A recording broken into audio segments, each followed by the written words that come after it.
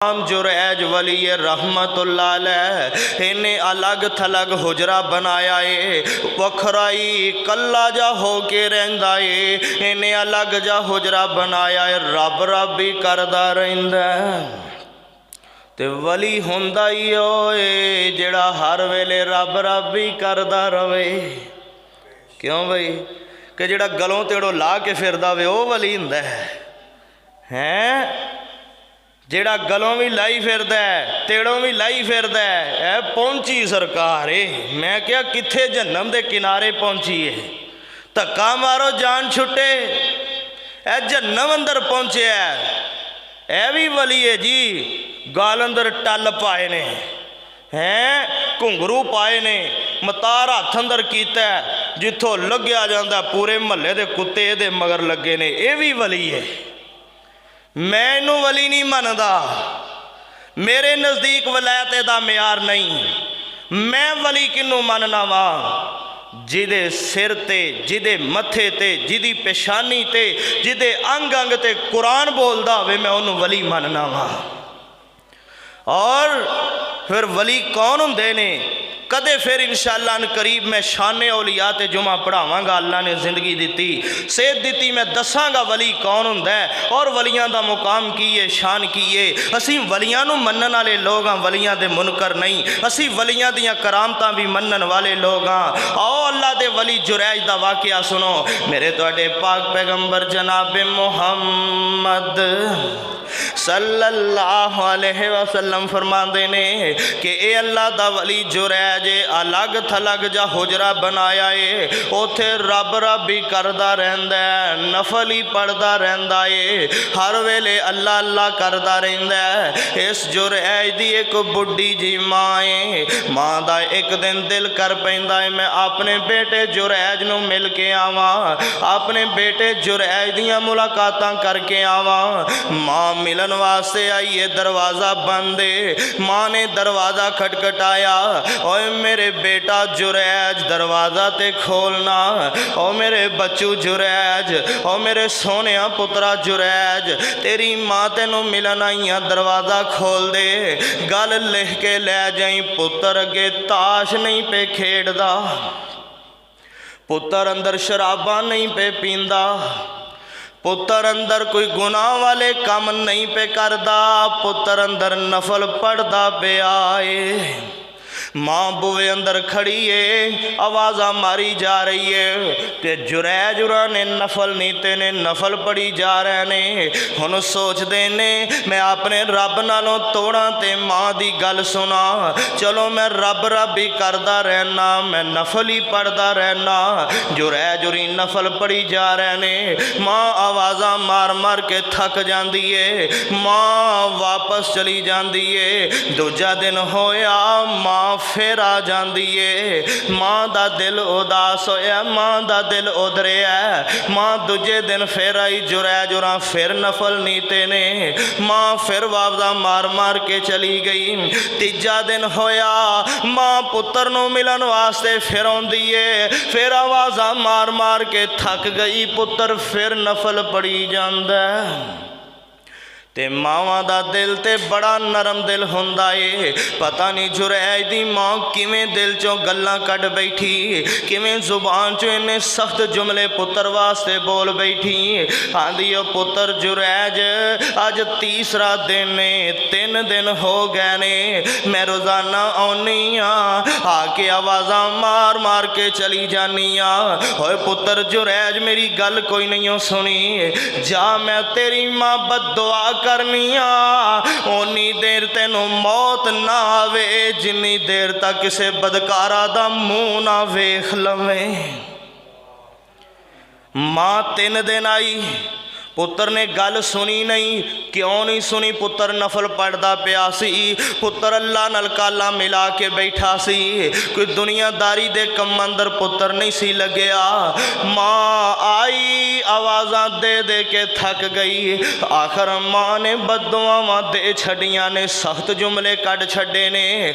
आंदी ओ जुरैज उन्नी देर तक मरे ना जिन्नी देर किसी कंजरी दा मुँह ना वेख लवें। आखिर ओ दिन भी आया, एक वेला ऐसा आया अल्लाह दा वली जुरैज इबादत कर रहा है, सारी कौम वाले आ जाते ने, जुरैज उरां दा हुजरा ढा देंदे ने।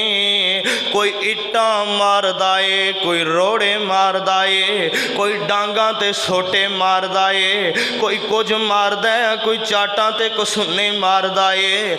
इन्हां ने हुजरा भी ढा दिता अल्लाह दे वली दा, मारी जा रहे ने, मारी जा रहे ने। आखिर जुरैज कहन लगा, मेरी कौम वाले मैनू दसो मेरा गुनाह की है, मेरा कसूर की है, मैनू क्यों मार दे पै जे, ऐनियां सजावां मैनू क्यों देंदे पै जे। और मेरी कौम वाले हो मेरा जुर्म ते दसो, गुनाह ते दसो ना। ये कौम वाले कहन लगे, ओए जुरैज बड़ा रब दा वली बनिया फिरना, बड़ियां नमाजां पढ़ी जाना, बड़ी रब रब कीती जाना, इधर नमाजां पढ़ना उधर हराम दे बाल भी जमना है। जुरैज आंदे ने की होया, एडी वड्डी तोहमत मेरे ते होया की है। कौम वाले कहन लगे, जुरैज ओ फलां एक बीबी है, अजे ओदा निकाह नहीं होया, कंवारी है, उन्हें एक बच्चे नू जन्म दिता, पुत्र पैदा किया है। उहदे कोलों पुछया गया कि पुत्र किदा है, बच्चा किदा है, उन्हें तेरा नाम लिया, आंदी जुरैज वली दा बच्चा है। ओए जुरैज तेरे ते ये उम्मीदां नहीं सन, ओए जुरैज असीं तैनू ते बड़ा नेक मनदे सां, असीं तैनू ते बड़ा चंगा गिनदे सां, तू ही एवें दियां करतूतां करन लग पिया, तू ही एवें दे कम करन लग पिया है। ओ यार कदे सोचते सही ना, किसे अल्लाह वाले ते गल एवें ही कोई कर देवे ते लोकां दियां जुबानां चलदियां ही बड़ियां ने, तहकीक नहीं। किसे मौलवी ते कोई गल होवे सही, इवें करनगे जिवें सवाब दा काम है, जिंदी जुबान चलदी फिर ओदे खिलाफ ही चलदी है, फिर नहीं वेखना ओदी इज्जत की है, फिर नहीं वेखना ओदा मुकाम की है, फिर नहीं वेखना अल्लाह ने उन्होंने की शान दी है। बस जो जुबान च आना है बकी जाना है, जो जुबान चो आना है कड्डी जाना है कि ओ यार फलां नूं नहीं वेखे। वो पता उदों लगदा है जदों गल दी तहकीक हुंदी है, गल झूठी साबित हुंदी है, फिर मरन लई जगह नहीं सू लभदी। ओ पहले सोचिया कर, ए अल्लाह दा वली जुरैज कौम वालियां ने एडी वड्डी गल कह छड्डी है। जुरैज आंदा है, ओ कौम वालियो जरा ले आओ ना, ओ बच्चा ते मेरे को ले आओ ना। बच्चा को ले आंदा गया है, ओ यार है ते रब दा वली जुरैज है। आ सुन फिर मैं पहले गल कीती है, मैं कहा कि असी वलियां दियां करामतां नूं मनन वाले हाँ। आ वली दी करामत फिर मैं बयान करन लगा वां, अचानक ही अगे करामत भी आ गई है। आ करामतां सच्चियां वलियां दियां असी मनने आ, बयान करने आ। अल्लाह दा वली है ते ओदी करामत आ गई है। बच्चा सामने ले आंदा गया है ते जुरैज उरां वुजू कर ले आए, 2 रकता नफल नमाज पढ़ लेने, 2 रकता पढ़ के बच्चे नू को ले आए। उस बच्चे दे सिर ते जुरैज ने अपना हाथ रख दिता है। जुरैज अल्लाह दा वली कहन लगा, ओए बच्चे बोल के दसना, ओए बच्चे अल्लाह दे हुक्म नाल बोल, तेरा बाप कौन है। प्यारे ओ जमदे बच्चे बोलते कोई नहीं, ए वली दी करामत कुदरत मेरे अल्लाह दी है। जमदे बोलते नहीं, पर जदों मेरा अल्लाह बुला लवे उदों बोल भी पैंदे ने। ए छोटा जिहा बच्चा है, अजे चंद घंटियां दा ही समझ लवो बच्चा है। ये छेती नाल बच्चा बोलिया ते की आंदा है, हजरत तुहानू कौम वालियां ने एवें मारिया है, तुहाडे ते कौम वालियां ने एवें जुल्म कीते ने, मेरा बाप ते फलाना बकरियां दा छेड़ू है।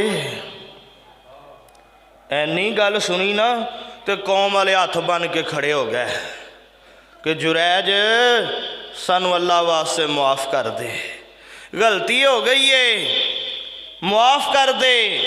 अगर आखें तो हम तेरा उजरा सोने का बना देने। जुरैज कहन लगे, ओए कौम वाले हो, ਹੁਜਰਾ ਸੋਨੇ ਦਾ ਨਹੀਂ, ਉਵੇਂ ਕੱਖਾਂ ਦੀ ਕੁੱਲੀ ਬਣਾ ਦੇਵੋ, ਉਵੇਂ ਕੱਖਾਂ ਦੀ ਕੁੱਲੀ ਬਣਾ ਦੇਵੋ। ਇਹਦੇ ਅੰਦਰ ਤੁਹਾਡਾ ਗੁਨਾਹ ਕੋਈ ਨਹੀਂ, ਇਹਦੇ ਅੰਦਰ ਤੁਹਾਡਾ ਜੁਰਮ ਕੋਈ ਨਹੀਂ। ਜੁਰੈਜ ਕਹਿਣ ਲੱਗੇ ਮੇਰੀ ਕੌਮ ਵਾਲਿਓ, ਇਹਦੇ ਅੰਦਰ ਤੁਹਾਡਾ ਕੋਈ ਕਸੂਰ ਨਹੀਂ, ਮੈਨੂੰ ਮਾਂ ਦੀਆਂ ਬਦਦੁਆਵਾਂ ਲੱਗ ਗਈਆਂ ਨੇ।